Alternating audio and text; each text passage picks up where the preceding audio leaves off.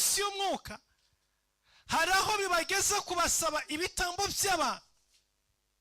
kugira ngo umuntu akomere, kugira ngo umuntu agire ikintu ageraho, bikamusaba ko atanga urubyaro rwiwe, bikamusaba ko atanga uwo bashakanye, bikamusaba yuko atanga umubyeyi wiwe cyangwa undi muntu wa bugufi cyangwa undi muntu wo mu muryango. Abantu benshi bakomeye muri iyi si, abantu benshi bafite amafaranga menshi, bafite inganda zihambaye, abenshi kugira ngo babibone mu buzima bwabo byabasabye ko batanga ibitambo by'abantu,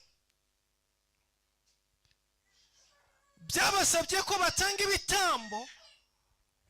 by'abo bavukana, byabasabye ko batanga ibitambo by'ababyeyi babo cyangwa